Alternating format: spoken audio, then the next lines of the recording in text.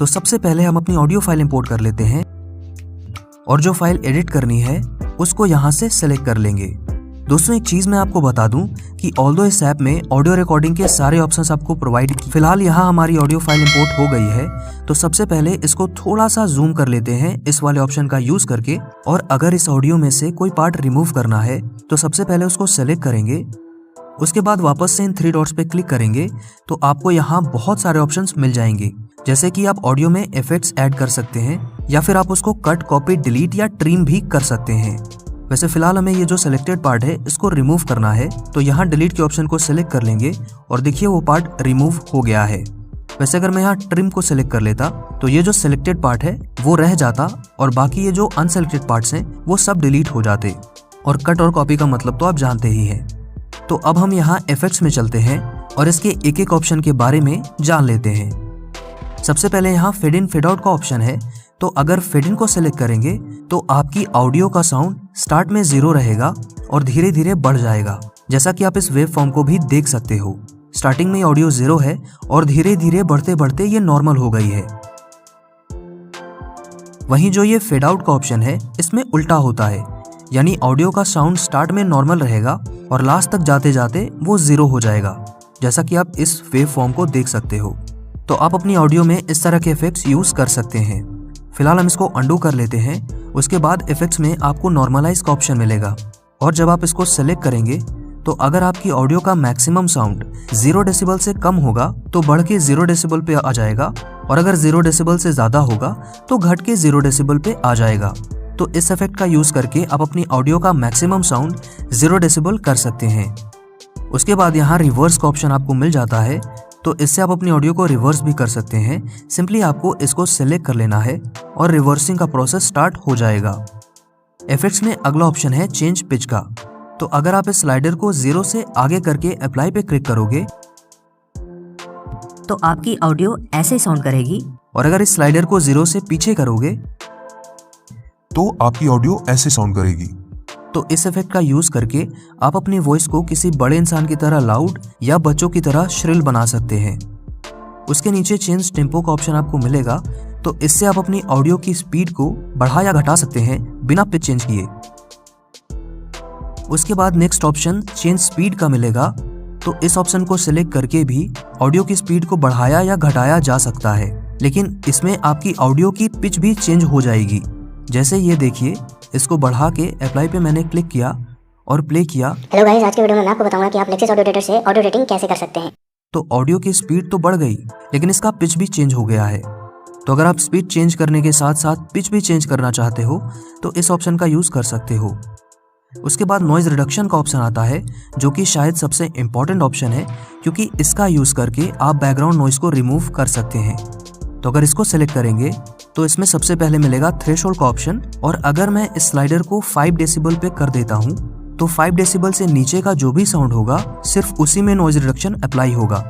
और अगर मैं इसको -50 dB पे सेट कर देता हूँ तो -50 dB से नीचे के जो भी ऑडियोज होंगे सिर्फ उसी में नॉइज रिडक्शन अप्लाई होगा। तो नॉर्मली मैं इसको -15 to -20 dB के बीच में रखता हूँ। बाकी आप अपनी ऑडियो के हिसाब से इसको एडजस्ट कर सकते हैं। उसके बाद रेट का ऑप्शन आपको मिलेगा, तो इसका काम ये है कि नॉइज रिडक्शन के इफेक्ट को आप कितना ज़्यादा अप्लाई करना चाहते हैं। जैसे कि अगर मैं इसको 70% पे कर देता हूँ तो नॉइज रिडक्शन का इफेक्ट कम होगा, और अगर मैं इसको 100% पे कर देता हूँ तो नॉइज रिडक्शन ज़्यादा होगी। वैसे नॉर्मली इसको 80 to 90% के बीच में रख सकते हैं। उसके बाद अगला ऑप्शन है अटैक और रिलीज का, तो इसमें अटैक का मतलब ये है कि आप नॉइज रिडक्शन के ऑप्शन को कितनी जल्दी अप्लाई करना चाहते हैं। वहीं पे जो रिलीज का ऑप्शन है उसका काम ये है कि नॉइज रिडक्शन का इफेक्ट जो है वो कितनी जल्दी खत्म होगा। तो इसमें हमें कोई चेंजेस नहीं करने, जो डिफॉल्ट सेटिंग होगी इसको वैसे ही रहने देना है। और लास्ट ऑप्शन है लो पास फिल्टर का, तो अगर इसके स्लाइडर को 10,000 हर्ट्ज पे कर देंगे तो उससे ऊपर के जो भी वॉइसेस होंगे उनका साउंड काफी कम हो जाएगा, और इसको 1000 कर देंगे तो 1000 हर्ट्ज के ऊपर जो भी ऑडियो होगी उसका साउंड बहुत कम हो जाएगा। तो इसको नॉर्मली 10,000 to 13,000 हर्ट्ज पे रख सकते हैं। उसके बाद अप्लाई वाले बटन पे क्लिक कर देंगे तो आपके ऑडियो का बैकग्राउंड नॉइज रिड्यूस हो जाएगा।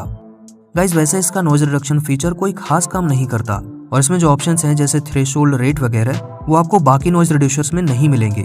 वैसे बैकग्राउंड नॉइज रिड्यूस तो हो जाती है, लेकिन साथ में आपकी ऑडियो के ओवरऑल क्वालिटी पर भी बहुत इम्पैक्ट आता है। तो मैं आपको सजेस्ट करूंगा कि आप ऑडियो रिकॉर्डिंग के टाइम ही बैकग्राउंड नॉइस को जितना हो सके उतना मिनिमाइज करने की कोशिश करें। तो यहाँ उसके बाद अगला ऑप्शन है कंप्रेसर का। तो ये क्या करता है कि ऑडियो में जहाँ जहाँ भी साउंड बहुत ज़्यादा बढ़ गया है उसको कम कर देगा, और जहाँ जहाँ साउंड कम हो गया है उसको इंक्रीज कर देगा।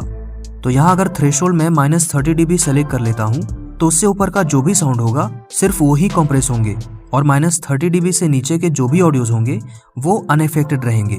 तो इसको मैं -25 dB टू -40 dB के बीच में रखता हूँ।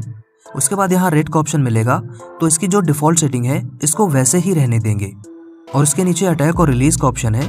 तो मैंने इन दोनों के बारे में बता ही दिया था कि अटैक का मतलब होता है कि कंप्रेसर जो है वो कितनी जल्दी अप्लाई होगा, और रिलीज का काम ये है कि कितने टाइम में ऑडियो कंप्रेशन का इफेक्ट खत्म होगा। तो इसकी जो डिफ़ॉल्ट सेटिंग्स है इसको वैसे ही रहने देंगे, इसमें हम कोई भी चेंजेस नहीं करेंगे। उसके बाद यहाँ लास्ट ऑप्शन है मेकअप गेन का। तो इसका यूज़ करके आप ऑडियो का ओवरऑल साउंड बढ़ा सकते हैं।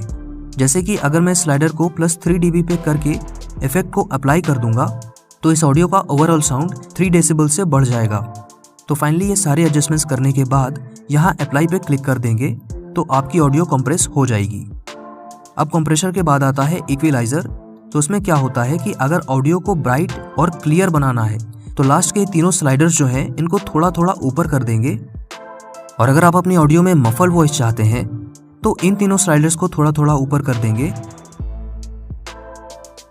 और इनको वापस से 0 पे करके अप्लाई पे क्लिक कर दीजिएगा तो आपकी ऑडियो मफल साउंड करेगी। अब इफेक्ट्स में इसके बाद आता है एको का ऑप्शन। तो इसमें जो एको लेवल है उसको अगर 100% पे कर देंगे तो एको की साउंड भी ओरिजिनल साउंड के बराबर ही होगी। तो मैं आपको सजेस्ट करूंगा कि इसको 20 to 35% के अंदर ही रखें। उसके बाद डिले का ऑप्शन है। तो इसका काम है एको साउंड को डिले करना। जैसे मैं डिले को 120 मिलीसेकंड्स पे सेट कर देता हूँ तो एक्चुअल साउंड के 120 मिलीसेकंड्स के बाद एको का साउंड आएगा। तो इसको आप अपने हिसाब से एडजस्ट कर सकते हैं। लास्ट में फीडबैक का ऑप्शन है। तो इसको डिफ़ॉल्ट पर ही रहने देंगे, इसमें हम कोई चेंजेस नहीं करेंगे। और ये सारी चीज़ें करके अप्लाई पे क्लिक कर देंगे तो एको भी अप्लाई हो जाएगा। उसके बाद आपको इफेक्ट्स में रिवर्ब का ऑप्शन मिलेगा। तो रिवर्ब का मतलब होता है आवाज़ का गूंजना, लेकिन इसमें एको जैसे आपकी पूरी वॉइस दोबारा से रिपीट नहीं होती है। जैसे कि ये जो अभी आप सुन रहे हो ये है एको, और ये जो सुन रहे हो ये है रिवर्ब।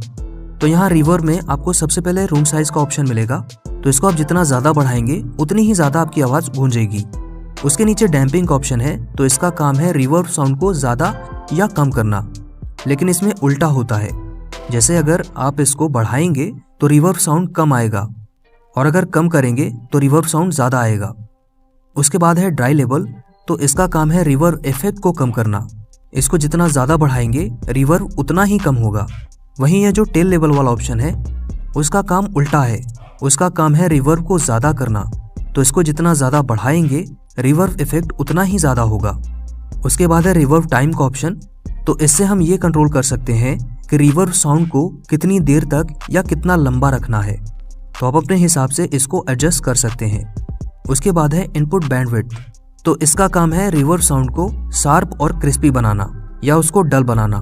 तो अगर आप इस स्लाइडर को बढ़ाओगे तो रिवर्ब साउंड और ज़्यादा शार्प हो जाएगा, और अगर घटाओगे तो रिवर्ब साउंड डल हो जाएगा। और अब लास्ट में है अर्ली रिफ्लेक्शन लेवल। तो इससे ये तय होता है कि रिफ्लेक्शन के बाद जो रिवर्ब साउंड है वो कितनी तेज ट्रेवल करेगा। तो हम इसको जितना ज़्यादा बढ़ाएंगे रिवर्ब साउंड भी उतनी ही जल्दी ट्रेवल करेगा। तो इसमें हम ज़्यादा चेंजेस नहीं करेंगे, इसको मोस्ट ऑफ द टाइम ऐसे ही रहने देंगे। और अब अप्लाई पे क्लिक कर देंगे तो रिवर्ब इफेक्ट भी आपकी ऑडियो पे अप्लाई हो जाएगा। अब वापस से आते हैं इफेक्ट्स में। तो नेक्स्ट ऑप्शन है वो कोडर का, और वैसे नॉर्मली ऑडियो एडिट करने के लिए इसका यूज़ नहीं होता है, तो इसको स्किप करके हम आगे बढ़ते हैं। और आगे है कन्वर्ट मोनो और स्टीरियो का ऑप्शन। तो सबसे पहले मोनो और स्टीरियो में अंतर यही होता है कि मोनो में सिर्फ एक ही ऑडियो ट्रैक होता है, जबकि स्टीरियो में लेफ्ट और राइट दोनों ही ट्रैक्स होते हैं, और आप एडिटिंग करते टाइम इन दोनों में अलग अलग एडिटिंग कर सकते हैं। तो जब आप इसको सेलेक्ट करोगे तो बहुत सारे ऑप्शंस ओपन होके आ जाएंगे। तो इसमें आप लेफ्ट और राइट ट्रैक को एक्सचेंज कर सकते हो। अगर आपकी ऑडियो स्टीरियो है तो उसको मोनो में कन्वर्ट कर सकते हो, साथ में लेफ्ट या राइट ट्रैक को भी मोनो में कन्वर्ट कर सकते हो। तो अब उसके बाद आता है म्यूट LR। तो अगर आपका ऑडियो ट्रैक स्टीरियो है तभी इस ऑप्शन का आप यूज़ कर पाएंगे, वरना आप इसको यूज़ नहीं कर पाएंगे। और इसको यूज़ करके लेफ्ट या राइट कोई भी ट्रैक को आप म्यूट कर सकते हैं। तो बस दोस्तों यही थे कुछ इफ़ेक्ट्स और मैंने उन सब के बारे में आपको डिटेल में बता दिया है, लेकिन वीडियो थोड़ी लंबी हो गई है। और अगर आप अभी तक ये वीडियो देख रहे हो तो मैं इतना श्योर हूँ कि अब आप लेक्सिस ऑडियो एडिटर में एक अच्छी ऑडियो एडिटिंग कर पाएंगे, क्योंकि अब आपको इसके सारे ऑप्शंस के बारे में बहुत ही अच्छे से पता है।